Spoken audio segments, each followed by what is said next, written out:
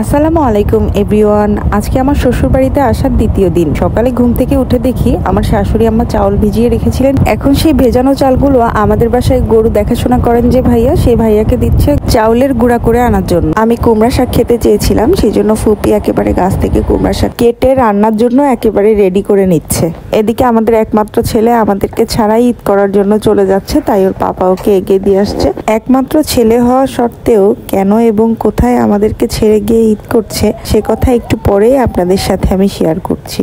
এত বছরে কোনোদিনও ওকে ছাড়া ঈদ করিনি, এই প্রথমবার ওকে ছাড়া আমাদের ঈদ করতে হবে। আমার ছেলে বাইকে চড়তে অনেক পছন্দ করে, তাই আজকে ওর পাপা ওকে বাইকে করেই নিয়ে যাবে। আর বাইকে করে গেলে গরমের ভিতর খুব তাড়াতাড়ি পৌঁছে যেতে পারবে এবং ও অনেক বেশি মজা করতে পারবে। ও বাড়ি থেকে আসার আগেই ওই যে বাইক চলে এসেছে অলরেডি, সেই জন্য আমার ছেলেও বাইক দেখে অনেক হ্যাপি হয়ে দৌড় দিয়েছে বাইকের কাছে। আমার ছেলে খুলনায় ওর নানার বাসায় ঈদ করতে যাচ্ছে।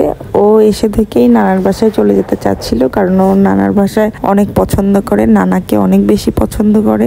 এখানে এত বেশি গরম, আড়াশোনা খাওয়া দাওয়াই ছেড়ে দিয়েছে গরমের জন্য, কিন্তু খুলনায় এখানে তুলনায় একটু তুলনামূলক কম গরম আছে, সেজন্য আমি আর বাধা দিইনি। যাও ঈদ করে এসে ওখানে, আর ওখানে সবাই আছে, ওখানে অনেক আনন্দ করে ও। এই যে ওদের বাইক ছেড়ে দিয়েছে আর ওকে ওর পাপা ফুলতলা পর্যন্ত এগিয়ে দিবে, ওখান থেকে ওর মামা ওকে নিয়ে যাবে। ওদের বাইক ছেড়ে দেওয়ার পরে আমিও তাড়াহুড়া করে বাড়িতে চলে যাচ্ছি, যেহেতু মেয়েরিশ ঘুমাচ্ছিল, উঠে কান্না করতে পারে সেজন্য। আর এখানে যে এত বেশি গরম, আসলে এত গরম আমি আগে কখনোই ফিল করি নাই, মনে হচ্ছে গা হাত পা একদম পুড়ে যাচ্ছে। সেজন্য আমার শ্বশুর বাজার থেকে আসার সময় কুলফি আইসক্রিম এনেছে।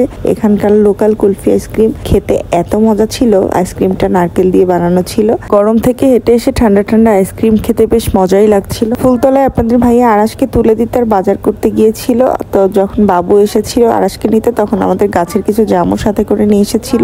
আর আপনাদের ভাইয়া যা যা বাজার করেছে তার সবকিছুই আমি এরকম বড় একটা ধামায় উঠিয়ে রাখছি। এই ঝুড়িগুলোকে ওইখানে ধামাই বলা হয়, অনেকে আবার চালানো বলে থাকে। আর আমি সমস্ত বাজারগুলো এক জায়গায় গুছিয়ে রাখছি, যেহেতু কালকে ঈদ, তাই ঈদের আগের প্রিপারেশন তো থাকেই। সবকিছু হাতের কাছে গুছিয়ে রাখলে খুব সহজেই সবকিছু পাওয়া যায়। আর কোরবানির ঈদ যেহেতু মশলার পরিমাণ অনেক বেশি লাগে, আমি ঢাকা থেকে মোটামুটি সব ধরনের মশলাই নিয়ে এসেছি। আর যা যা মশলা বাকি ছিল তা আপনাদের ভাইয়া এখান থেকে কিনে এনেছে। আমার কোরবানির সব ভিডিওই পেন্ডিং পড়ে গিয়েছে, আমি কোনো ভিডিওই আপলোড করতে পারিনি, এই জন্য আমি আগেই আন্তরিকভাবে দুঃখিত। আর এইগুলো সব লেট আপলোডিং ভিডিও। আমি এখানে আসার পর থেকে এত বেশি গরম সহ্য করতে না পেরে আমার শরীর প্রচন্ড খারাপ হয়ে গিয়েছে, ভীষণ জ্বর ঠান্ডা কাশিতে ভুগছি, গরমেই ঠান্ডা লেগে গিয়েছে আমার। সেজন্য আমি অনেক ভিডিও রেডি করতে পারিনি আর আপলোডও দিতে পারিনি।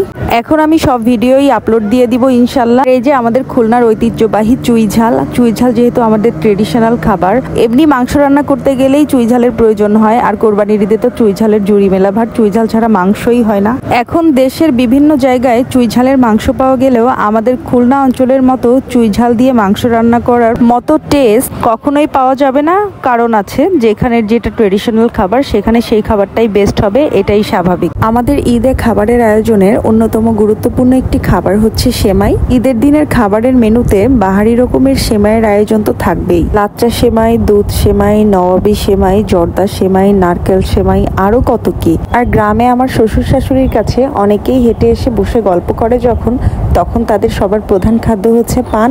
আর ঈদের দিন হলে তো কোনো কথাই নেই, মাংস খাওয়ার পরেই বলবে পান দাও, যাদের পান খাওয়ার অভ্যাস আছে তারা। আমার চাটনি পছন্দ, তাই আপনাদের ভাইয়া বাজারে গেলেই মোটামুটি চাটনি নিয়ে আসে। আর এখানে মেহেদি নিয়ে এসেছে, যেহেতু ঈদে লাগানোর জন্য।